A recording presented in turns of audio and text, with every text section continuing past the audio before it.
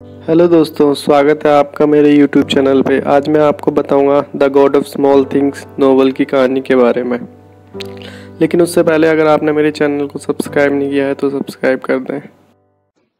The God of small things यह novel भारतीय लेखक अरुंधति रॉय का पहला नोवेल है। यह जुड़वा बच्चों के बचपन के अनुभवों के बारे में एक कहानी है जिनके जीवन लव लॉस द्वारा नष्ट हो जाते हैं, और यह किताब बताती है कि कैसे छोटी छोटी चीजें लोगों के व्यवहार और उनके जीवन को कैसे प्रभावित करती हैं।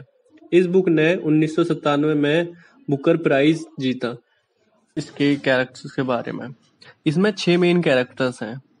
पहला कैरेक्टर एस्ता, जिसका पूरा नाम एस्ताफिन याको होता है। यह राहेल का जुड़वा भाई होता है। वह एक गंभीर और बुद्धिमान बच्चा होता है, लेकिन थोड़ा नर्वस रहने वाला रहता है।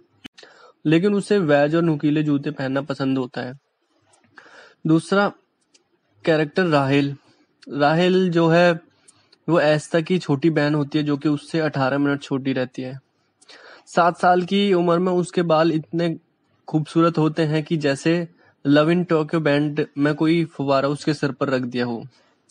थर्ड कैरेक्टर अम्मू। ये राहेल और एस्ता की माँ होती है। वह अपने परिवार से दूर जाने के लिए शादी कर लेती है, लेकिन वह शादी एक शराबी से कर लेती है और बाद में उसे तलाक दे देती है जब वह उसे और उसके बच्चों को परेशान करने लगता है।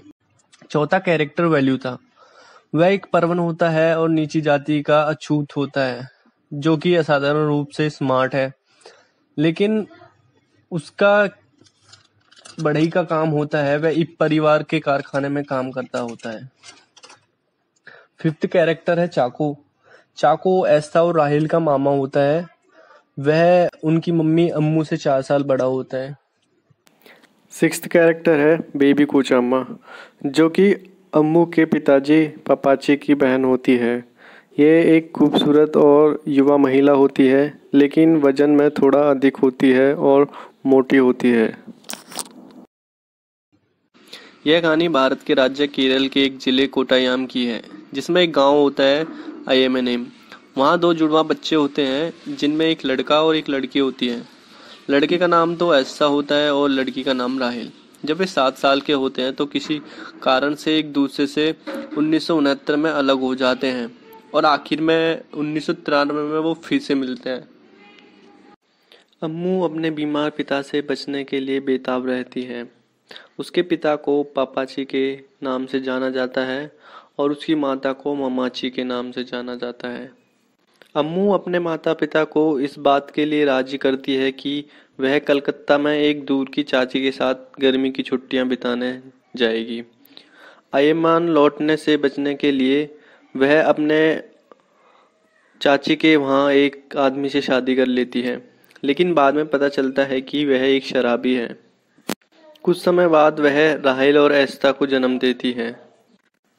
जब उसका पति उससे और उसके बच्चों को परेशान करता है तो वह उसे छोड़ देती है और अपने माता पिता और भाई चाको के साथ रहने के लिए आयमान लौटती है।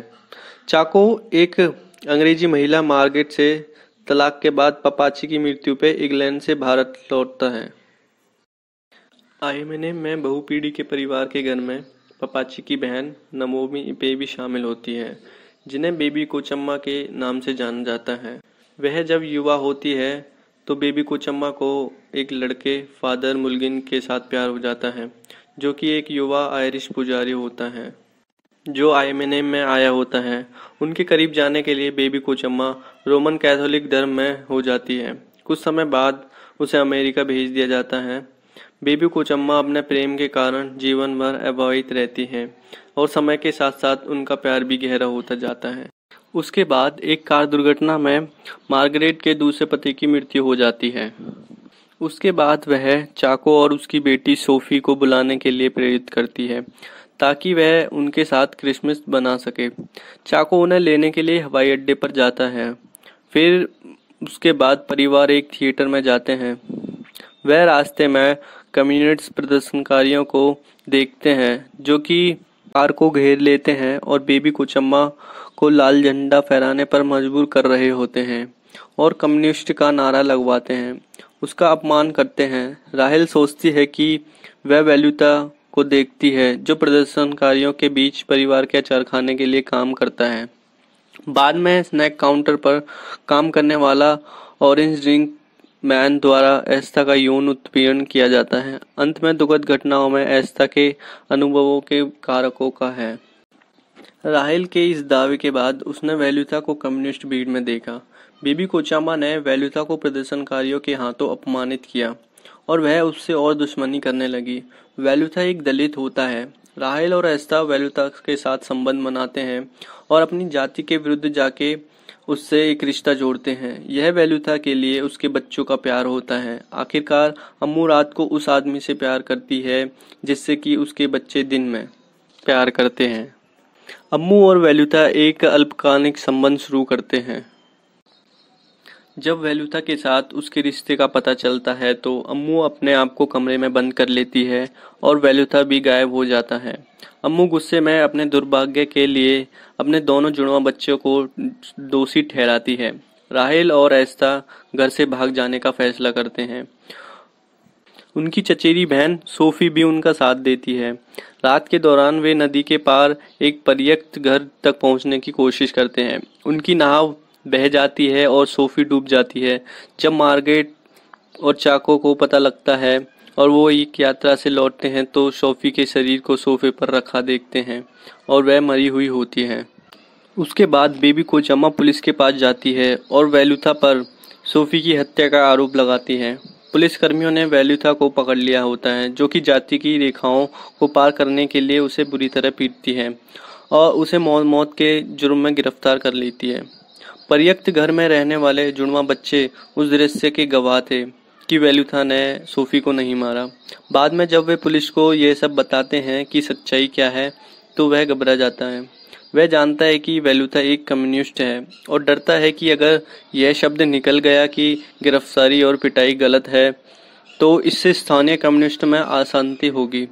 उन्होंने वेल्युथा पर झूठा आरोप लगाने के लिए बेबी कोचामा को जिम्मेदार ठहराया। खुद को बचाने के लिए बेबी कोचामा ने राहेल और एस्था को विश्वास दिलाया कि उन दोनों को फंसाया जाएगा क्योंकि सोफी ने ईर्ष्या से हत्या की है और उनके और अम्मू के लिए सुनिश्चित कारावास होगी। इस प्रकार उनको इंस्पेक्टर के सामने झूठ बोलने के लिए मजबूर किया जाता है कि वेल्युथा ने उनका अपहरण कर लिया और सोफी की हत्या कर दी। जख्मों के कारण वेल्युथा की रात में ही मृत्यु हो जाती है। सोफी के अंतिम संस्कार के बाद अम्मू पुलिस को अपने और वेल्युथा के रिश्ते की सच्चाई बताने जाती है।